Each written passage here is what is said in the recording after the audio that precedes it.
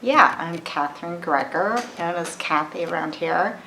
Harold Greger was my dad, and we moved here in 1970 when my dad got his position at Illinois State.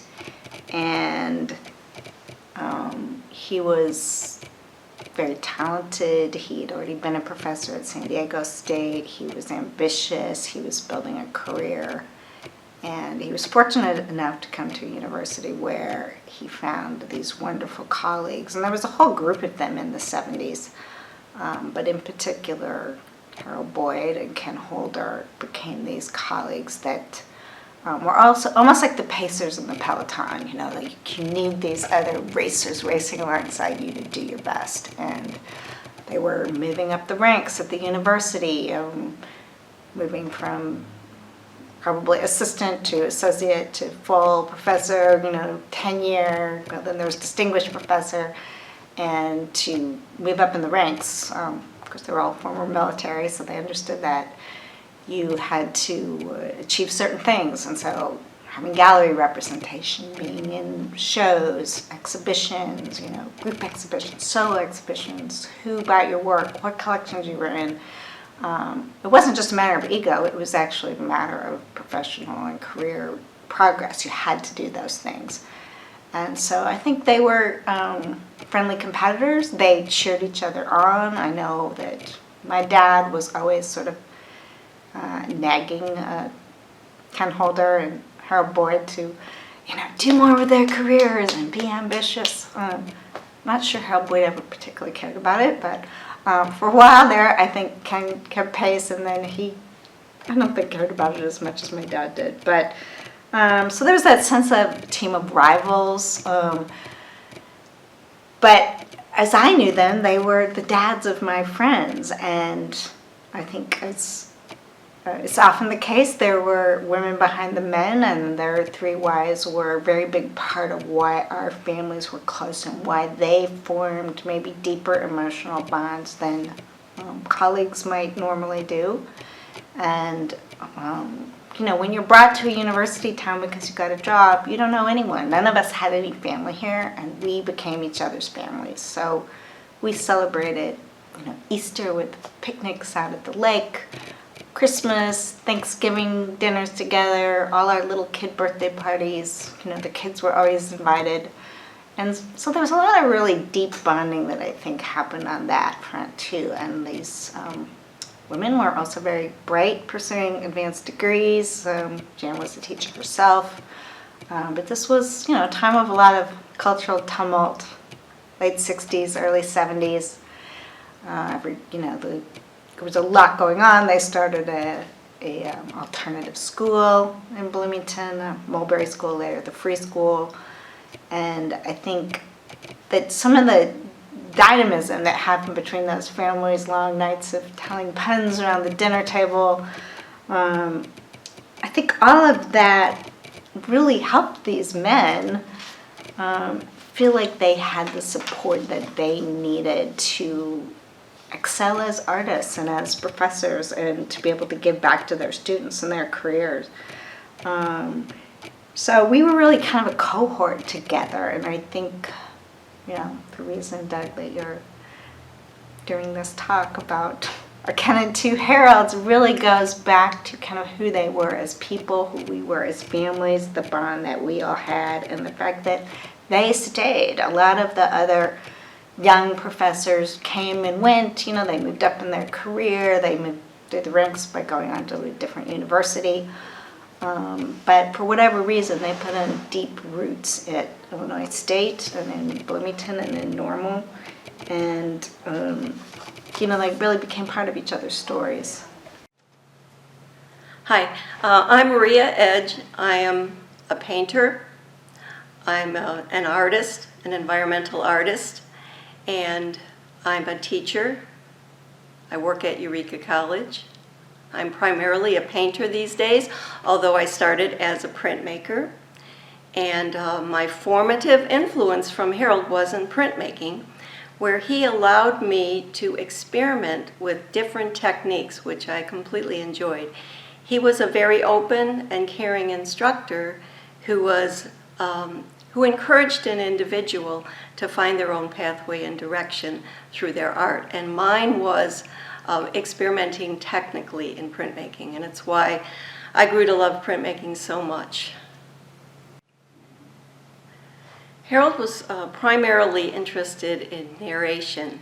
He loved to tell a story, and he loved to observe human nature.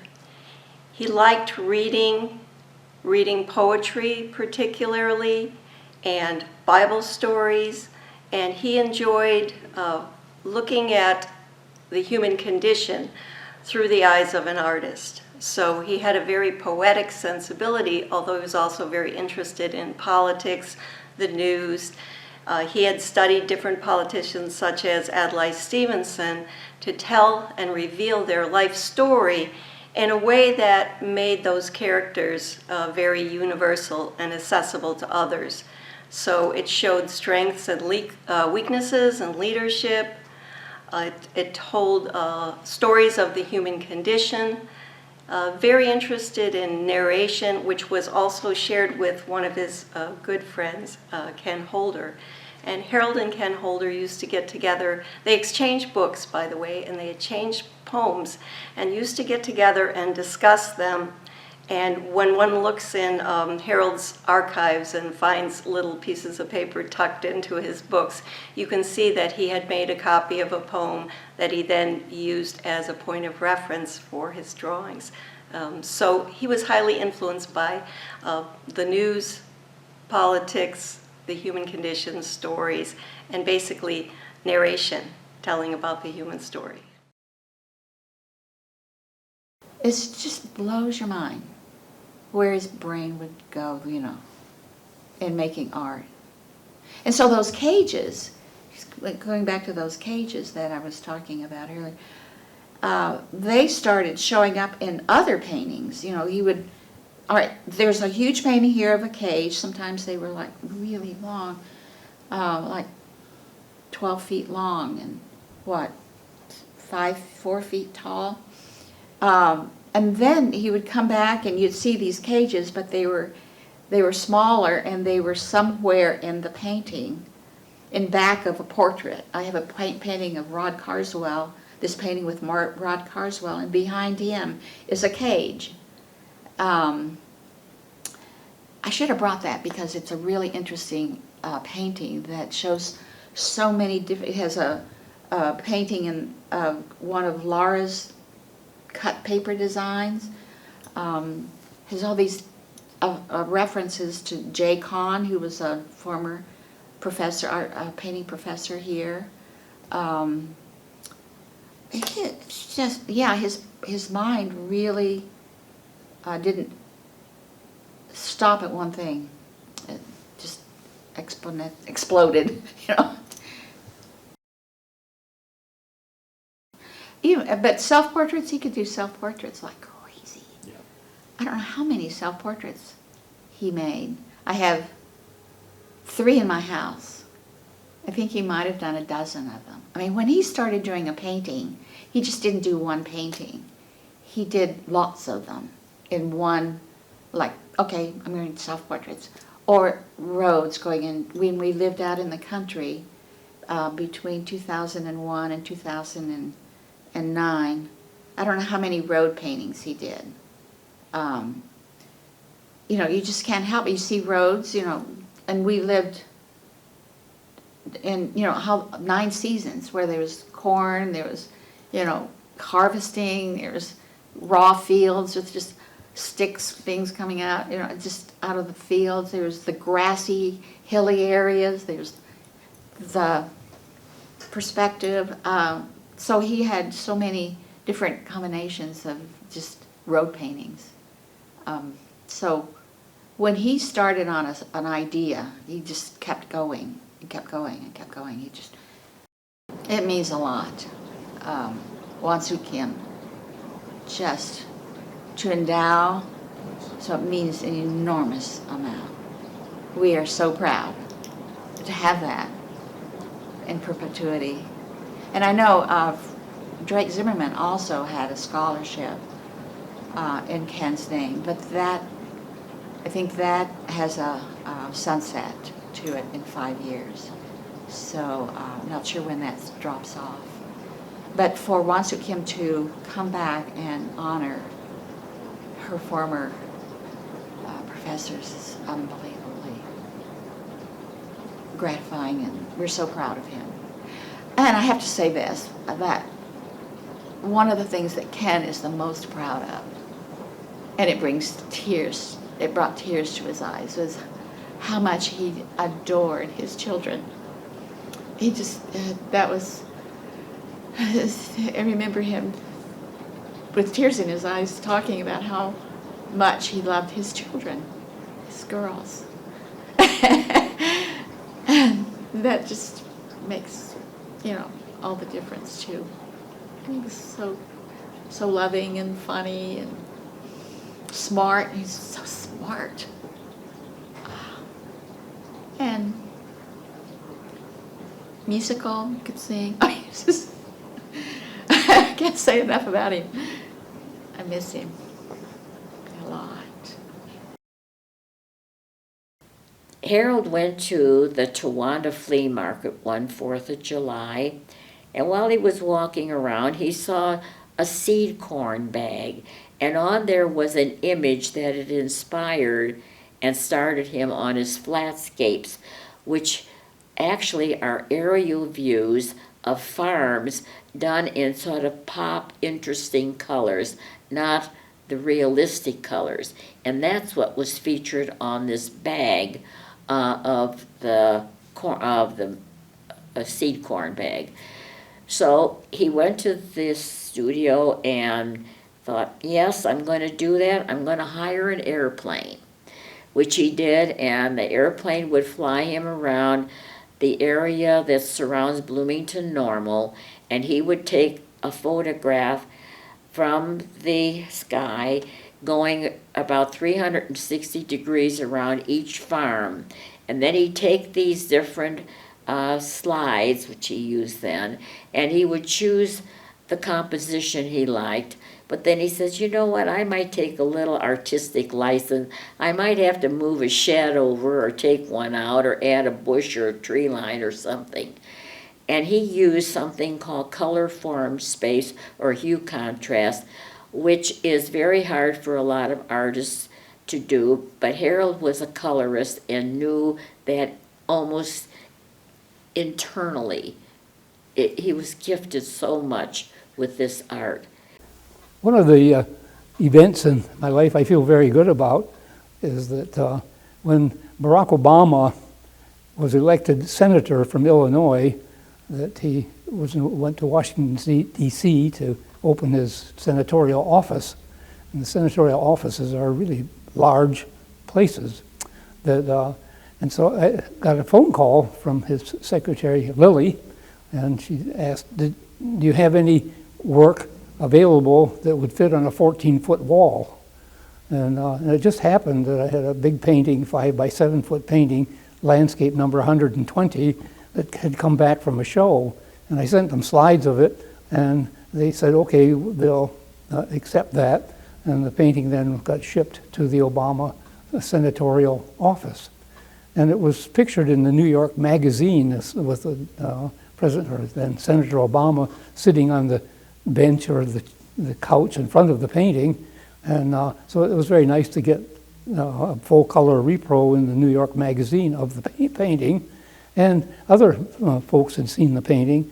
And then one day, after Obama became president, and that was in January of '09, that we wondered what would happen with the painting that was in the Senate office.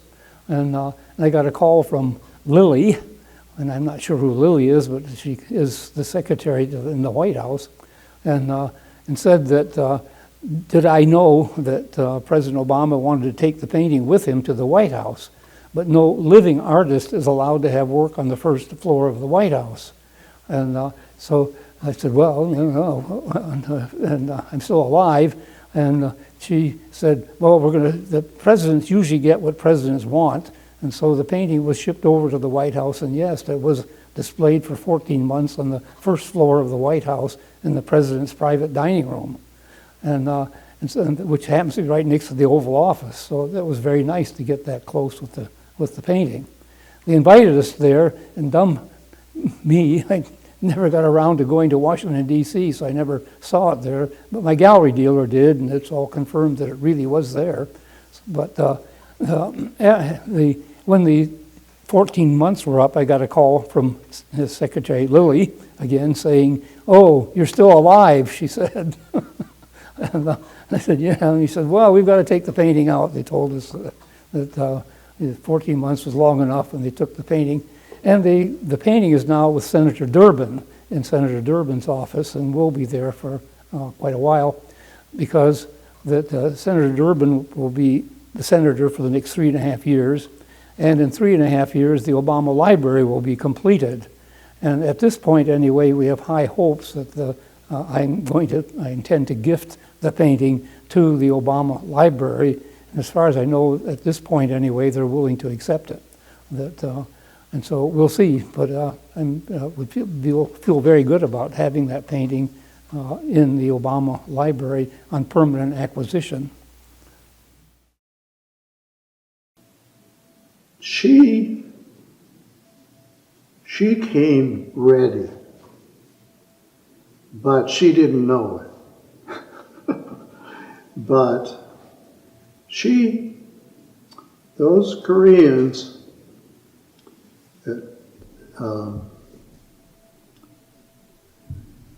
of course, they of her generation, and her siblings and her families were living through the war.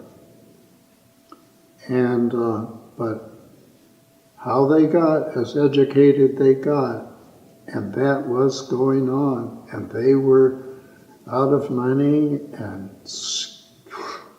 wretched. But her 9 siblings, get that, every single one of them became professionals. Every one of them.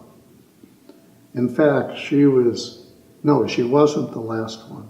She was the next to the last one. They were either musicians, and all in their orchestras or their bands or whatever, or doctors. And they had all got educated. Okay, she came, and how did she come to here? And she still tells the story that she was going to, she thought she was going to Indiana, and she got an Indiana university confused with here, and she came here. So it's a great school for music, man. Oh, yeah. Yeah. Anyway, yeah, that's it. That's the story. And she got that confused. She ended up here. And she just walked in as a freshman. She was 19 years old. And, but it just took. It took. She had done art as whatever you could do under the circumstances of her growing up in that mess and all of the problems and terrible things and so on. But she came to be an artist. And she knew that. And it was ISU's bringing such in. They were told that they were starting the beginning, no matter what that background was. And so she started into the exact basic program to ISU in the School of Art. And so she started traveling into all of the faculties, doing what they were offering, doing what good students do. And she just turned out to be one. She had almost no language. Now, they're educated. How much at that time because of the war, but I think in their other schooling and so on, I think they got English. Because she had some, but she was really clumsy, and she was really just, it was really new to her, truly. But she came in with energy and commitment and never stopped, never stopped. And she was good. She was good. But I'll tell you one more thing. I would imagine I had on the number of about 16 students, probably not much more than that. And that's about for that particular work. It's better not to have too many. So I would say 16, 17 different kids in those classes. And how they got into it, well, I think a lot of it had to do who almost all of them were. Because it's a body of people. I'd love to see them again because they got things not just from me, but from each other. And it was a miracle. And those same 16, for the most part, are still out there doing it.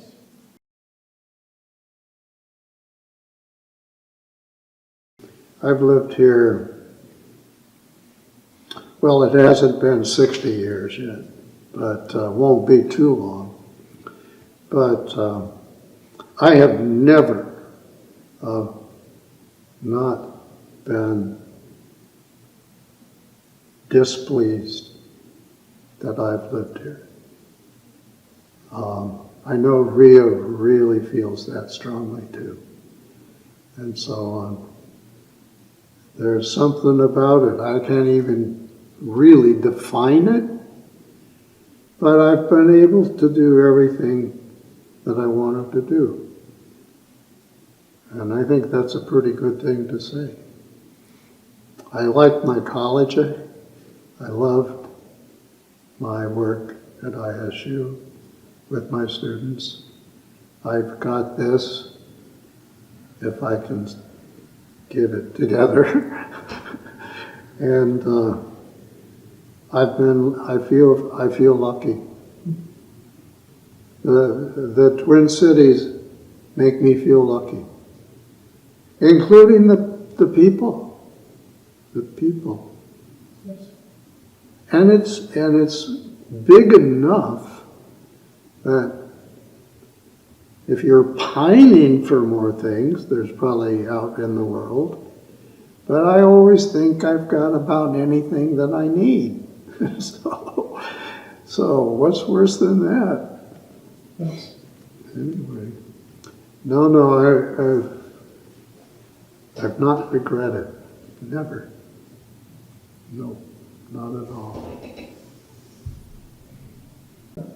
Nice. I got a number of people came. No, it was very popular because I had people coming over from Champaign when they would cut. The ones that came to look went back and told their a lot of those people came over and they left notes and stuff about that show. Nice. And that's one of the times. It was kind of like the sculptures out at the airport. Once I made those things and got so happy to get them up because I was dying of having made them, but then I would go out there at first. I gave that up a long time ago, but when I first went out to see them installed and watched people and their kids move around out there, and I thought, by God, there's a reason for us doing what we're doing. Those of us who came to school in the mid-70s were greeted in an auditorium at the Center for Visual Arts and told that less than 10% of us would pursue careers in the arts and continue in the arts. I will say that it's very likely that that statistic is way off and that there's a very high percentage of students that worked in the 70s, the 80s, the 90s, and even into the 2000s that worked with Harold, and Ken and continued into their careers because of them, because of their commitment to their careers, and because they were mentors by example. They didn't just talk about it, they actually did it. They didn't just did it, they lived it. Being an artist was their life, it was their identity, it was who they are. And they were all three capable of communicating that through their teaching, through their mentorship, with different strengths, but what they had in common with is faith. They had faith and belief in the process and its value, and that's one of the highest shared commitments that they had, that they passed on to their students. And it's so much fun now to talk with students who had the Harolds and Ken as teachers, because we share a lot of the same vocabulary, we share a lot of the same experiences, and even though there's a span of many years, there's a grounding, there's a groundwork of the significance and the importance, the value of doing this, of doing the life as an artist, a teacher, a creator, a maker, the value of it.